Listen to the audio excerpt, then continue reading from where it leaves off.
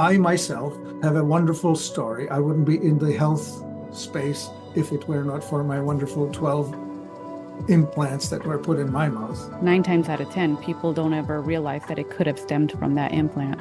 The mainstream surgical industries or health industry and its surgical branch are trying to ignore or suppress, or maybe gaslight would be a good word for it, people who are reporting problems. It's really tragic how many people I've come across that have experienced either chronic pain or disability even with these implants. Instead of leaving the hospital in 3 days, she was dead in 3 days. People need to realize that detoxification has to be a daily practice. Like, we really need to be mindful of what we're putting into our bodies and how we can get the bad stuff out. It's important for those of us who have had a problem and overcome it. We are here to share that there is a way out.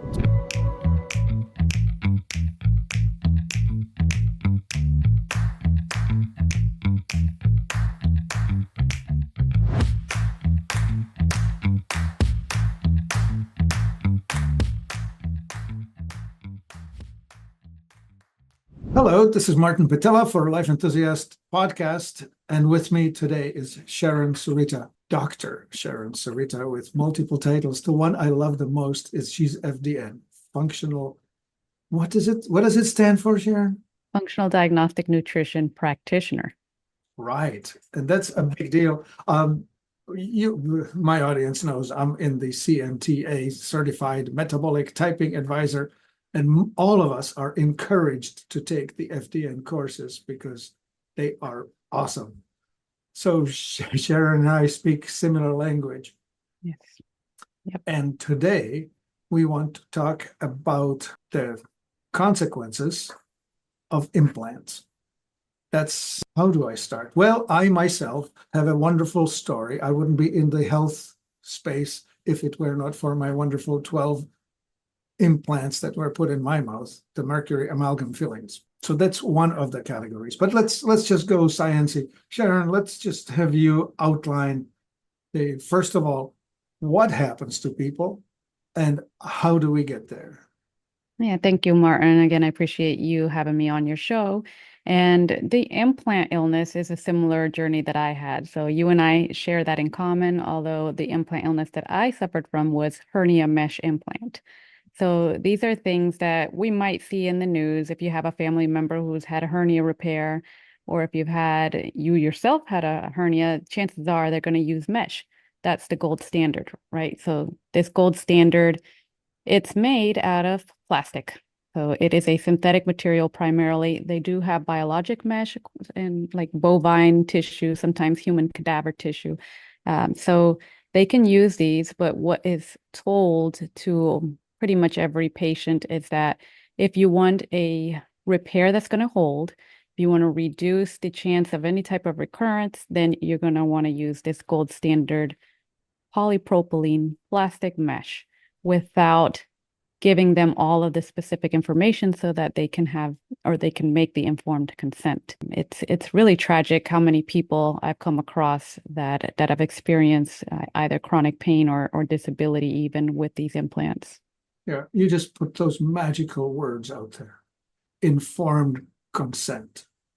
That is, my story too, right? You want the silver fillings or the white fillings? The silvers are covered and the white ones cost you extra. Mm-hmm. No discussion about, and then by the way, it's going to wreck your life. Of course, there are other implants. The most popular troublesome implant is breast implant in women. That thing has just had such a horrendous effect on so many. Right. And that's they're coined the term BII for that, breast implant illness, and the sister term is MII, mesh implant illness, because they exhibit exactly the same symptoms. And this is referred to as Asia syndrome. So ASIA, Asia. So that one is autoinflammatory or autoimmune. Yeah. Right. I always have to spell it out in my head. So syndrome induced by adjuvant. That is the acronym. Okay. So anyone who exhibits this breast implant illness, mesh implant illness, and now we're seeing it with even joint replacements, right? So hip replacement, knees, Yes. dental implants. you're getting this slew of symptoms, whether it be brain fog, chronic fatigue, nausea, vomiting, any type of gastric issues, all of this systemic issue that's resulted from this initial implant. We just don't make the connection. 9 times out of 10, people don't ever realize that it could have stemmed from that implant. Right. I see two main categories in there. Toxicity, like for example, metal toxicity, like if you have a metal on metal joint, which somehow somebody invented, you're grinding the metal as you're moving it. Or if you have mercury in your mouth, you're grinding your teeth as you're chewing, that you're sloughing off metal bits. Right, right. The other would be the volatile organic compounds that are coming off of the plastics. Right? There are chemical reactions. They're not inert. They tell us they're inert, but they're not inert enough. Especially at those higher temperatures. So if you're considering the metal implants in your mouth and you're consuming hot beverages, that volatilizes even at a higher frequency than even just your room or your basal temperature, I guess you can call it. Right. Right. And so the same thing happens in the human body with mesh. Sometimes we exhibit temperature dysregulation. It's nothing substantial in terms of the deviation of temperature in the body, but there's more chemical reactions happening. Like you mentioned, it's not inert. There are things happening, especially close to the digestive tract, where you have, if you have leaky gut, for instance, you have whatever these pathogens are that are in your gut. And some people have mesh so close to it, or even some have perforations to their bowel because of the way it was placed. So you just think about all of these pathogens coming out of the gut, whether it be because of leaky gut, because of inflammation, or because of biofilms developing on this foreign body. Right, that I wanted to mention as well, right? So your body's trying to encapsulate this foreign object, and the interface is, well, really weird. It's biofilm where the bacteria are actually adhering to the surfaces of these foreign objects and are forming these colonies, and they defend against being attacked or taken out by the immune system. Right. So now biofilm. I had a friend who had a breast implant explant, taken it out.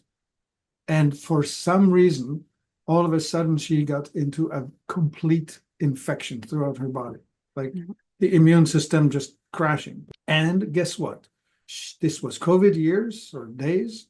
She was taken into a hospital by friends who didn't understand what was going on. And she was given vancomycin, which then put her into a cytokine storm of some sort. And instead of leaving the hospital in 3 days, she was dead in 3 days. Oh my God. Oh yeah, runaway infection. Right. And they still didn't make the correlation between maybe the actual explant, if they didn't take the necessary precautions to try to clean out all of the area and reduce that bacterial load. Antibiotics alone aren't going to do it. Like they might eliminate whatever is the acute dysbiosis or the acute, what is the word that I'm looking for? Infection. Infection would be.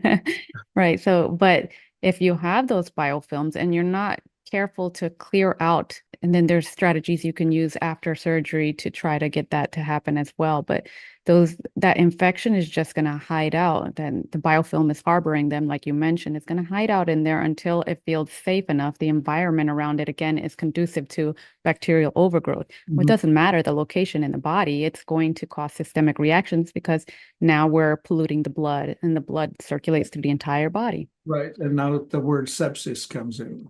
Yeah. Yeah. And that goes, like, you go from functioning to comatose in 12 hours. Right. That's a big scare. Definitely a big scare, especially for anyone undergoing whatever surgeries they're having. I know that was one of my primary concerns at the time. And the reason why on my initial surgery, the implant of the mesh, they did prescribe amoxicillin, and I don't remember the second brand or the second type of antibiotic, but I took it under that fear, the premonition that infection is going to take over if I don't take this precaution. And that's not necessarily the case. So sometimes we do treat with antibiotics, and that can cause systemic issues too, like to the digestive tract. Right. Yeah. These are weapons of mass destruction. And when they hit the body, they take out every living thing. It's Yes. quite indiscriminate. So of course, Yeah. living thing in the digestive tract is being decimated by this warfare. Mhm. And now what? When it's finished, you need to repopulate, rebuild. Yes. And for my instance, it was so severe that I was pretty much bedbound coming out of surgery. I did not recover. And I had all of those symptoms. So in a little bit, I'm going to talk about the research that we've been conducting, but symptoms, again, so widespread from migraines to food aversions, what's really big for me, tachycardia, the low blood pressure, pre-syncope all the time, and then actually experiencing syncope if I was Could you to actually stand up. explain that, what that feels like? Yeah, the syncope Mhm. episodes. Yeah, so some people might have this actually. They might have an orthostatic hypotension and not even be Another aware. sciencey word that's over the head of many. So So when you stand up, orthostatic is when you stand up. yes, you stand up or you change positions and you feel dizzy or very lightheaded. So you kind of, even I see children experiencing this, but they think it's normal. And I thought it was normal all the years of my life. I didn't really experience passing out, which is the syncope part of it, until after this procedure. When anytime I would stand up, I would either experience partial or pre-syncope. But if I was also unable to eat for several days, that's when I would actually pass out. Right. Yeah. There we go. I mean, I'm familiar with it. It doesn't happen to me every time, but if I rise too quickly, I could start feeling the blood just not coming into my head well enough, right? Your Mm-hmm. adrenals are supposed to kick in and push the Right. blood pressure up, and if they're Yes. not up to the job, you'll be dizzy. Right, right. So that's super important for people to understand is that the adrenal system, you might hear chronic fatigue, you might hear what is like Addison's disease is not as common. Right. Well, people Adrenal talk fatigue. about exhausted adrenals, right? Yeah, yeah. So this is critical because as you mentioned, that's what we need all of these adrenal systems to take in the vitamins, the nutrients, electrolytes specifically, to help constrict our blood vessels as needed, especially when standing up. So what you mentioned, you stand up, the blood pressure it drops, and then we call it blood pooling, where if your feet start turning red or purple or tingling, numbness, that kind of thing happening, you're not getting enough blood to the head. Right, exactly. The remedy, of course, is you put your head down between your knees and wait for it to pass. Or lay down on the ground if you can get on that position and put your legs in the air up against the Right, wall or something. right, all that. Yeah, yeah. Then there's a lot of things that they recommend, like compression stockings, drinking an ample amount of electrolytes, sodium and potassium are critical for that. But and some people actually get IV infusions because they cannot ingest as much as they need. Right. So we're just outlining here all of the horrendous things that happen. And the main point of this is that the mainstream surgical industries, or the, I guess, health industry and its surgical branch are trying to ignore or suppress, or I don't know, maybe gaslight would be a good word for it. Yes, that is it. People who are reporting problems. And we are essentially having to fight with them, telling them, but I'm suffering, or but you damaged me, but you this, right? And I think you're doing awesomely important work, and I think we should explain how the people on the receiving end of these implants who end up with trouble need to get together and document and prove and deliver to the establishment that they need to do better. Right, right. So And let's talk about that. yeah, there's a few surgeons out there that are actually cognizant of this mesh implant illness or implant illness. And I'm sure in the breast implant illness community as well, a lot of biologic dentists are now educating others about Mhm. how to properly remove amalgams and, how to, if you can avoid a root canal, even things like that. But with this, I know Dr. Sharon Surita, who is like Beverly Hills hernia specialist, everyone who who is in this community, this implant illness community, knows her name. And she's been doing research on this, also making the connection between autoimmune disorders and trying to make that connection with developing an algorithm that might give some insight who would be best fit for mesh and who needs non-mesh. And that's kind of what my research has been focused around as well. So what we did was we generated a survey that talks about quality of life before, quality of life after, and then statistics like employment, dietary practices, if they're consuming processed foods, for instance. What else do we have? I have symptom tracking. So we're looking at all of the symptoms, and you'd be surprised at how extensive this list is. There's more than 50 symptoms that people are showing. And I would say there's at least 40 to 50% of each of these symptoms being hit by every individual. So I don't know if that makes sense, but again, even things like interstitial cystitis, bladder pain, doesn't have to be a bladder mesh. It could, these people even have like the esophageal, what is it called? Oh, I forgot the hernia name at the stomach. And yeah, I'll try to think of it. Sometimes I have just enough brain fog that I can't fish it out of my mind either. it'll come, oh, a hiatal hernia. I think that's what I was trying to. So yeah. I want to say this though, the chronic inflammatory degenerative metabolic disease that people get may be directly related to an implant, but it may be just a general illness. What we have here is the industrial age toxicity that heavy metals and plastics and volatile organic compounds and other things. And so we could have an overlap between the people that we are focusing on, the implant, but general populations there too. Like, for example, my own story, right? Like I triggered into this environmental illness by mercury. I knew it because that's when it started. Like I was healthy and then boom, then I wasn't healthy. But there are so many people who show up with one of the 200 different named autoimmune diseases that they start with fibromyalgia. Well, many of them are syndromes, right? Which syndrome is a diagnosis by eliminating everything else. If it's not this, and this, it has to be that, which is pathetic, really. But anyway, so we have these things like Sjogren's syndrome, where you have dry mouth, dry eyes, or you have something with your skin like vitiligo, where you're losing your pigment, or you can be suffering with vertigo, Meniere's disease, or the migraine syndrome, where you would have shooting pains and this and that. Like there are all these various names. We could come up with the list if you want. Exactly. 200 of them that I checked, all diagnostic tools. The mainstream people like to name things by geography. Where in the body is this presenting? But to me, that's a lot like a tip of an iceberg. There's like, where does it pop up? Right.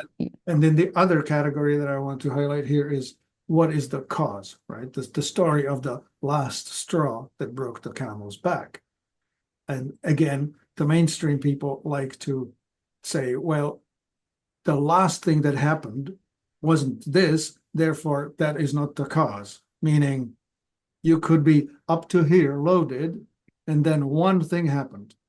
Could be slipped on the ice and banged his head, or had a car accident, or got into I don't know, some relationship crisis, or it could be emotional, physical, nutritional. You could have food poisoning. Right. The last thing that happened. And you go from functioning, I guess I'll go like this, functioning to not functioning. Yeah, I'm glad you did bring that up, because that is precisely what people think. Whatever was the last thing that happened before you got ill, that's what you kind of focus on. And for me, it happened immediately, but for so many people, it happens over time. And what you said was exactly true. It's that level of toxicity building up in the body until it can no longer support itself, or it can no longer detox appropriately to maintain that balance in the body. Yeah, for example, that biofilm, right? It's building with time, and at some point, the level of drag, the negative energy, it's sort of like a headwind, if I were to use a metaphor. I'm walking on the street, a mild wind, no big deal. In a hurricane, I can barely walk in the direction I want to pick, right? And so as the level of this infection is rising, it's going to be sort of like getting into a hurricane.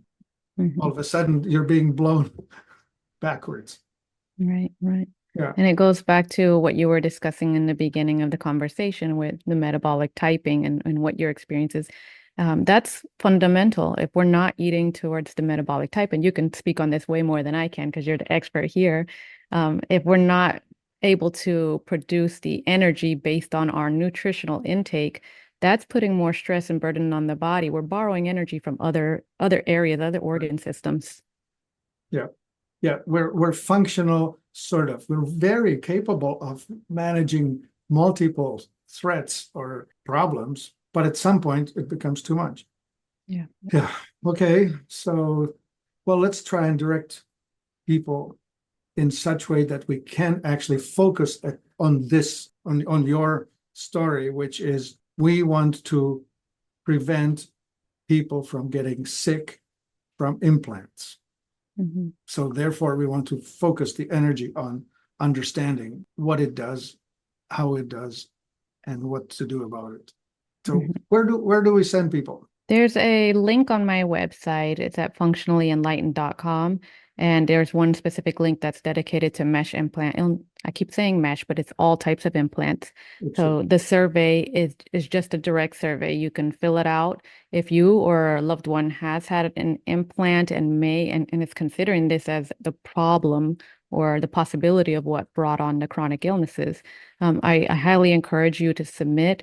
The more data we have, the more refined we can make this research. And, the goal is to have it published in peer-reviewed journals so that the community, the medical community will take it more seriously rather than just going off of anecdotal or clinical evidence. Like that's the problem. We don't have enough data. And so I invite people to fill out that survey, forward it along to people who may have had breast implants and they're not feeling well.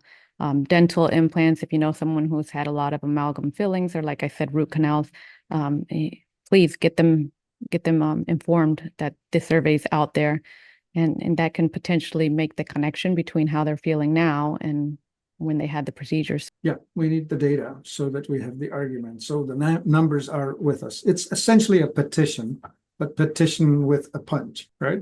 Right. And additional research is going, I don't know if this is the time to discuss, but some of the lab analyses that we're also reviewing. So we have the statistics from the questionnaire submitted that anyone can participate in. And then we have those who are actually submitting a stool analysis, the GI map. I'm not sure if you speak on that on your podcast. You get serious about it. All right. So the GI map really tells us the story of the gut health. Like without, obviously we would need to see more functional labs to make the connections, but the GI map alone will tell us if there is an imbalance in our good bacteria, we call it the commensal bacteria, and then there might be opportunistic bacteria overgrowing in there. So it can tell us, and what I'm seeing is trends on specific types. So in the commensal or the keystone bacteria, we're seeing there's like Akkermansia, there's Faecalibacterium. These are trending low, and a lot of people probably are like, I don't know, what does that mean? These are butyrate producing bacteria, so they help the gut lining. Basically, they help seal the gut lining, and so I'm seeing that everyone, maybe not everyone, I want to say maybe 95% of people submitting are exhibiting this type of pattern. And they're also presenting with leaky gut on another, well, you can add the zonulin test here on the GI map, but you can do it as a standalone. So it correlates. Like we're seeing people with implants have these low levels of these good bacteria that should be there that are supposed to help build that gut lining. Right. In short. And so to be clear, right, this is the mucosal barrier. Right. It's separating the fragile inside from the host outside. And of course, in the gut, the outside is the tube. Yeah. And you need to be sure that the mucosal barrier is intact. And when it's not, you're going to be allowing toxins or invaders into behind the moat, into the castle, causing trouble. Right. Yeah. So how it relates to what we're looking at, since the mesh is developing biofilms and there are imbalances in the biome there, the bacterial colonies, even on that surface. We'll talk about plastics another time, but like the microplastics and nanoplastics breaking down. Yeah, that's a whole new thing. Right. So we have this circulating through the blood, and the same thing, everything that's going through your intestines either gets excreted with feces Yeah, or it gets recirculated, right? It gets absorbed and the liver has to process extra things, but now it's getting backed up with all this extra toxin from your implants or from environmental toxins in general, what you were saying, VOCs that we're exposed to every day, the air we're breathing. It's really hard. And people need to realize that detoxification has to be a daily practice. Like we really need to be mindful of what we're putting into our bodies and how we can get the bad stuff out. right. Yeah, when I get philosophical, it's the industrial revolution or industrial development is progressing, and with each year or a week or a day, there's more of this stuff produced and put into the environment. Mhm. And so it's this geometric curve. At some point, you hit the hockey stick, the elbow, where all of a sudden it starts taking off. And I think we're just about there, where it's possible that life as we know it will cease to exist if we don't get a handle on this issue, which is plastics and, well, the organochemicals, where they are used as herbicides, pesticides, um, cleansers, cleaners. It's crazy, really.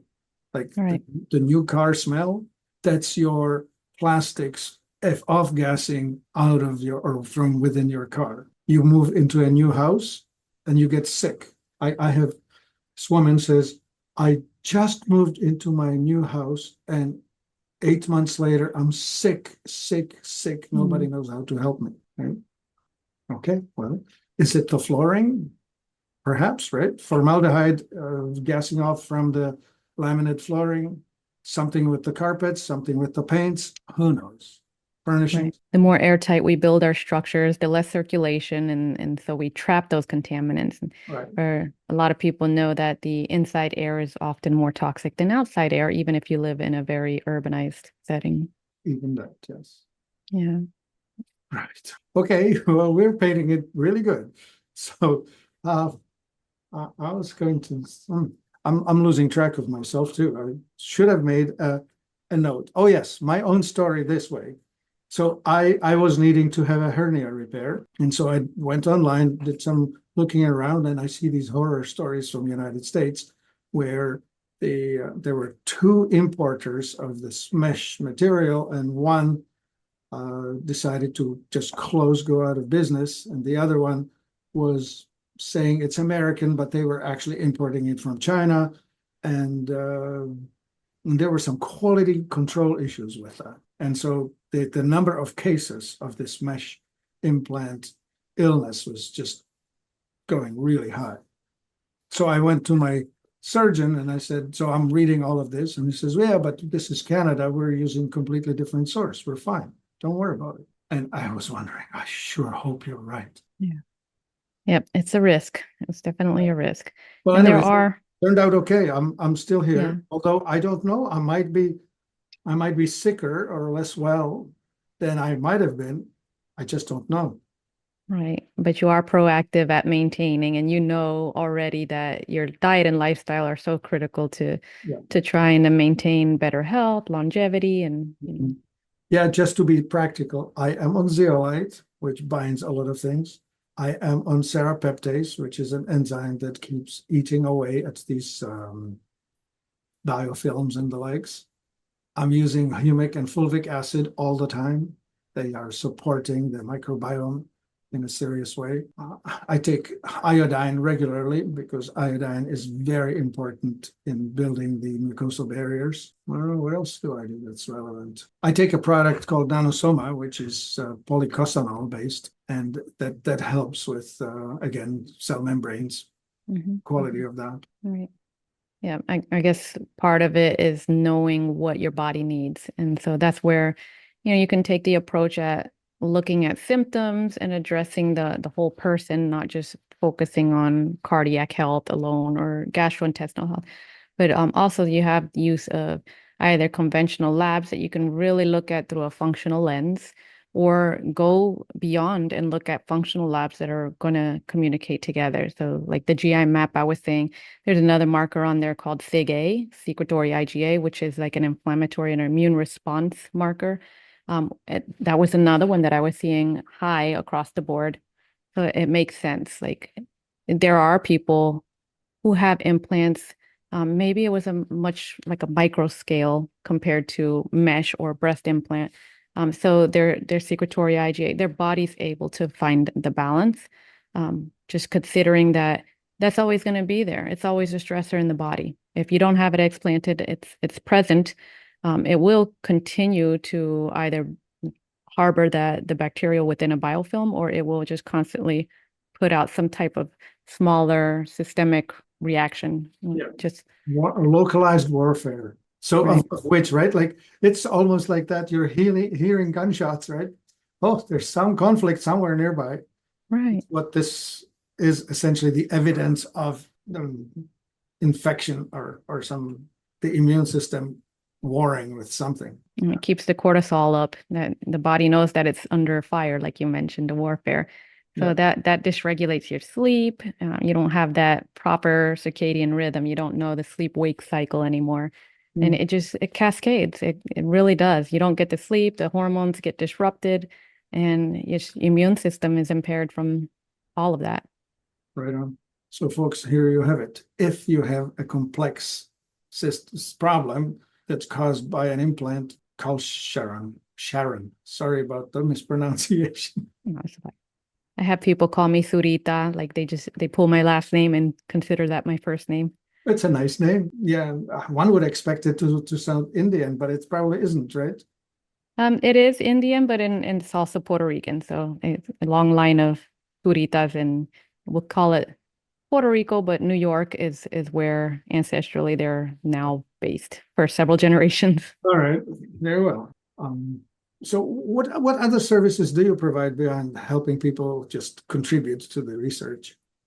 Yeah, so I am a functional health practitioner, similar to yourself and others, but my focus is those in chronic illness. So people with dysautonomia, which is what I mentioned, is an umbrella term that includes all of those like POTS, mast cell activation, the orthostatic hypotension, and then hypertension, like all of these things where it's been chronic and they've not gotten answers in conventional medicine. So that's the type of clients I work with, and it's a pretty intensive program. So we look at everything from the proper nutrition, movement, because it's not just exercise. A lot of people are disabled and we have to find the appropriate movement for them. And then, nurturing sleep, identifying any additional stressors, and then the targeted therapies like supplements that we help them to determine what would be most beneficial. Right. And of course, this is not funny because a lot of supplements are contaminated. Yeah. Right. For example, if you have mast cell activation, which is pretty serious business, you may be triggered by grains, just grains, right? Which means corn, wheat, rye, oats, all of it. And then you go looking for, say, vitamin E. Then you find out, oh no, this vitamin E is actually extracted from corn. If it was vitamin E pure, that would be not a problem, but nothing is really pure. Right. It's always carrying with it some of its origin. Right. They have excipients in there. Yeah, you could be 99% pure, but that 1% that comes along with that is what's going to trigger it. Like, for example, the tincture that we make are made with alcohol. Well, the common alcohol is grain alcohol. Using that, we're using potato alcohol, which seems to be okay for most people. And if we have somebody who can't even handle that, we can use grape alcohol, which is French vodka, if you can. So we can make things that are not from the grain. Yeah. And with your particular products, is that how you list it in your ingredients, or how would people know? Yeah, it's listed. Alcohol, these are herbal tinctures, and we just say non-gluten potato alcohol. Yeah. Then I've had some clients who said, I can't even handle that. So we made a special batch Nice. using grape alcohol. Yeah, that is another important piece because anybody that has the autoimmune condition or what we say the auto-inflammatory, like super inflamed, you really ought to cut out gluten. And considering your products, your supplements also is a important thing. You can't just look at the main food, like I'm not going to eat pizza or hamburgers and things like that. You have to look at all of your personal care products, including the supplements. So it's good to know that you go that Now, route as well. yeah, just imagine HFCS, high fructose corn syrup, as a sweetener. You would Mhm. think that drinking soda sweetened with HFCS is going to be a pass. No, ma'am. You cannot do that. It'll trigger you. Yeah, Think, and that's go ahead. no, there's more to it, right? Like you will find it in ketchup, you will find it in mustard, you will find it in sushi.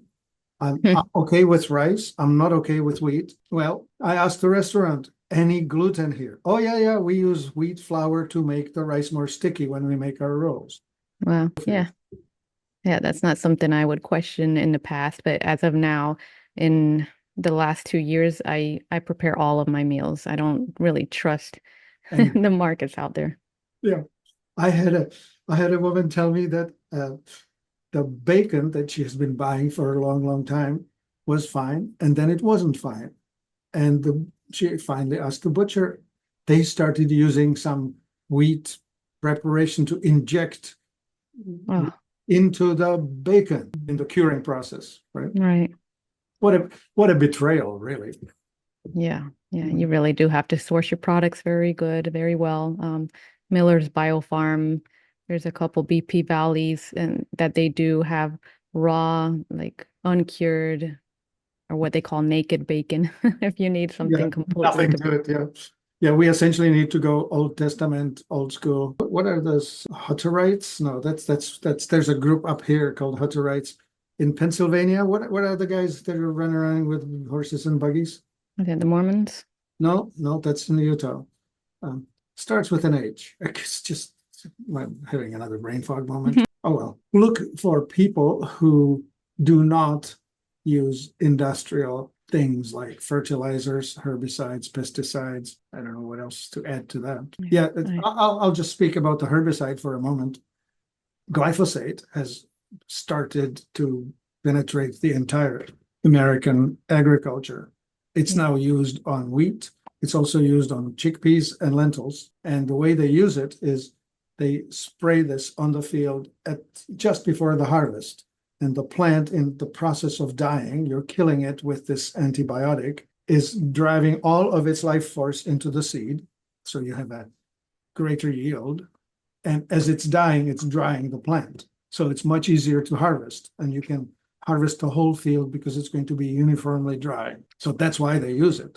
And the chemical company tells them that this is non-toxic to humans. Well, that's true in a sense, except it's supremely toxic to the microbiome. So all of us who are now eating any glyphosate laced meals or foods are killing off the microbiome, which has horrendous downstream problems. And we can't reseed all of it. Like once some of the strains are gone, it's something that we had at birth and you can't reseed. They don't have, as of now, maybe in the future we can develop a way to restore those colonies that were specific to breaking down things like oxalates. Like that's one thing that I see a lot of people having issues with. Right. They don't have the bacteria there to break it down, so they're getting this oxalate crystals in their tissues, and it's causing kidney stones and things like that. Mhm. So just thinking about how these antibiotics that we're consuming like daily, basically, if you're not eating organic, non-processed, all of that, you're just Yeah, really, yeah, free range everything, because if you have feedlot or poultry barn sources, they mix antibiotic into their feed in order for them to not get sick because of the density of the oh, population. Like you have yeah, chickens just shoulder to shoulder, 20,000 of them in a barn. You yeah. have to, well, you don't have to, but that's what they do. They put the antibiotic into their feed to make sure that the chickens don't get sick. Well, that gets passed on. Yeah. Yeah. Yeah. I wanted to mention one cute little thing, and that's the appendix. People thought that there was no good use for it, but the appendix actually contains all the microbiome, a backup copy. So if you happen to have dysentery or some other disaster that flushes everything out, there is a backup copy of your biome in your appendix. So try and hang on to it. Yep. Yep. And on the flip side, I'll try to hang on to your gallbladder as well, because we need the bile acids to help us break down our foods correctly, and Right. to make sure digestion is happening the way it is, so we can assimilate the nutrients. But so many of us are having gallbladder removal surgeries. Yep. And try to hang on to your thyroid. It's a very popular thing to remove, and the consequences are not pretty. Yeah. Those are the three most popular removal organs. Right. All right. So the website again is It's functionallyenlightened.com. And you could just go to the top ribbon and select the mesh implant survey if you want to participate in that. yes. Also, we have we put out a lot of resources in our blogs and things, so you can take a look, always talking about nutrition things that might not be well known, specific to, like I mentioned earlier, oxalates, lectins, different anti-nutrients in our food. Yeah. That are touted to be superfoods, but might not necessarily be that for the person, like a specific person, just like metabolic typing. Right. So yeah, Well, lots of I would say resources. this. I can help people who are mildly dysfunctional, sort of in trouble, but not seriously in trouble. If you have seriously trouble, I would like to refer you to Sharon. Yeah, and I'll do the same. Just a disclaimer that I am not a medical doctor. I am a functional diagnostic nutrition practitioner. So I don't treat or diagnose diseases. I just kind of help you restore balance and find those healing opportunities through functional labs.